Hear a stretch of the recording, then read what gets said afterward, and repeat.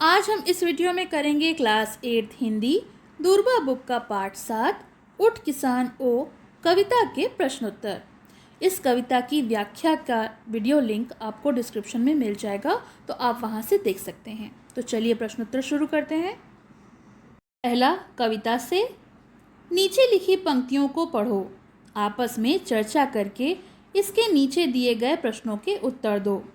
तो इसका का है, तेरे हरे भरे सावन के साथी ये आए हैं।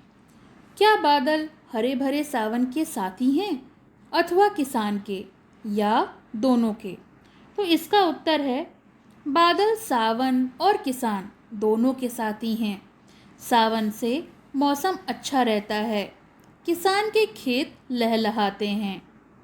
ह, तेरे प्राणों में भरने को नया राग लाए हैं। बादल ऐसा क्या लाए हैं जिससे किसान के प्राणों में नया राग भर जाएगा? तो इसका उत्तर है, बादल के बरसने से भूमि को जल मिलेगा। इससे किसानों द्वारा लगाए खेतों को पानी मिलता है और उसकी मेहनत खेतों के रूप में लहलहा जाती है, जिसमें उसके प्राण बसे होते हैं। इसलिए कवि ने बादल द्वारा लाए जल से किसान के प्राणों में नया राग भरने की बात कही है। प्रश्न 1 का गा, तेरे लिए अकेले तेरे लिए कहाँ से चलकर आई। क्या सचमुच पुरवाई केवल किसान के लिए चलकर आई है? वह कहाँ से चलकर आई होगी? तो इसका उत्तर है, पुरवाई सभी के लिए आई है, परंतु किसान के लिए बहुत महत्व रखती है, क्योंकि उसे लहलहाते खेत अच्छे लगते हैं। वह कहाँ से चलकर आ रही है इसका तो पता नहीं, परंतु कहा जाता है पहाड़ों से हवा चलती है। प्रश्न 2, कविता के आधार पर बताओ कि जब हरा खेत लहलहाएगा तो क्या होगा? तो इसका उत्तर है, जब हरा खेत लहलहाएगा तो वह हरी पताका फहराएगा। पताका यानी झंडा। ख, बादलों के घिर आने पर कवि किसान को उठने के लिए क्यों कहता है? तो इसका उत्तर है, बादलों के घिर आने पर कवि किसान को उठने के लिए इसलिए कहता है क्योंकि बादल उसके साथी हैं, वह उसके खेतों में प्राण डालने आए हैं। प्रश्न 2 का ग, रूप बदलकर बादल किसान के कौन से सपनों को साकार करेगा, यानी कौन से सपनों को पूरा करेगा? तो इसका उत्तर है, रूप बदलकर बादल किसान के खेत और उसकी अच्छी उपज के सपनों को साकार करेगा। प्रश्न 3, छिपा है कौन?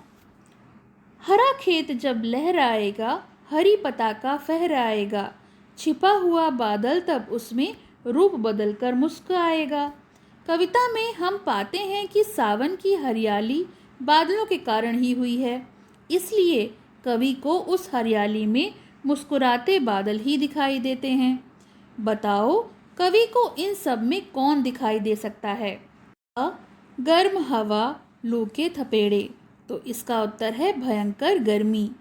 ख, सागर में उठती ऊंची ऊंची लहरें। तो इसका मतलब है सागर की सुंदरता। ग, सुगंध फैलाता हुआ फूल, यानी फूलों के गुच्छे जिसमें सुगंध हो, खुशबू हो।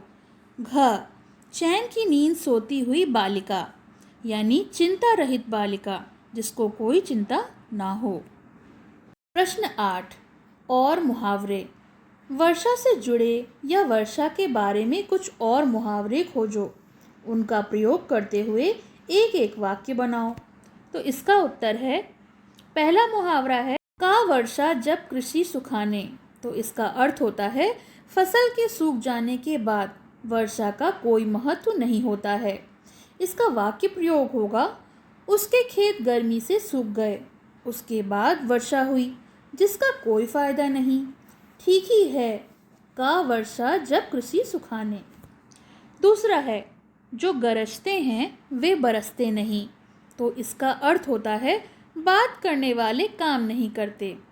इसका वाक्य प्रयोग होगा, आजकल नेता लोग बड़े बड़े वादे करते हैं पर करते कुछ नहीं। सही है, जो गरजते हैं वो बरसते नहीं। तीसरा है, आसमान टूटना यानी मुसीबत आना।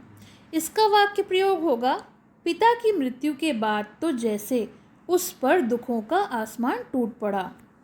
ये तो हो गए प्रश्नोत्तर। इसकी व्याख्या का लिंक मैं आपको डिस्क्रिप्शन में दे दूंगी, तो आप वहाँ से देख सकते हैं। साथ ही साथ इस कविता का इंग्लिश ट्रांसलेशन का लिंक भी आपको उसी में मिल जाएगा। पसंद आया हो तो लाइक करें, शेयर करें और चैनल को सब्सक्राइब करें।